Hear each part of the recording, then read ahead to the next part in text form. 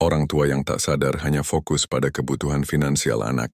Di sebuah rumah yang tak pernah sepi dari suara mesin kerja dan notifikasi gawai, hidup sepasang orang tua yang bekerja siang dan malam. Mereka mencurahkan segalanya untuk anak-anak mereka. Uang sekolah terbaik, bimbingan belajar ternama, gadget keluaran terbaru, dan tabungan pendidikan hingga puluhan juta. Mereka bangga karena merasa sudah memberi yang terbaik. Namun ada satu hal yang mereka tidak sadari. Setiap pemberian mereka datang tanpa pelukan, tanpa waktu mendengarkan, tanpa mata yang menatap penuh kasih, tanpa kehadiran yang hangat saat anak-anak jatuh, tanpa percakapan jujur yang membangun koneksi.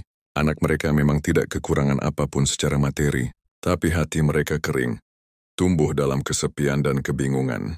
Mereka mulai mencari pengakuan di luar rumah, karena di rumah hanya ada transferan bukan kehadiran.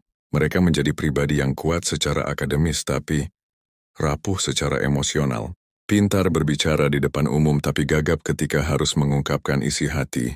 Anak-anak ini tumbuh menjadi generasi yang bingung arah, penuh kecemasan, dan mudah mengalami burnout. Mereka merasa hidup ini hanya soal performa dan pencapaian, padahal yang mereka butuhkan sejak awal adalah tempat pulang yang sungguh-sungguh hangat. Sementara itu, sang orang tua tetap merasa sudah memberikan segalanya. Mereka bertanya-tanya, kenapa anakku jadi dingin? Kenapa dia tak pernah curhat? Kenapa dia seperti menjauh padahal aku sudah membesarkannya dengan penuh perjuangan? Mereka lupa, anak bukan hanya butuh uang. Anak butuh orang tuanya. Jangan menunggu anakmu tumbuh dewasa dan menyimpan jarak, baru engkau sadar bahwa yang mereka butuhkan bukan dompetmu tapi hatimu. Mulailah dari sekarang.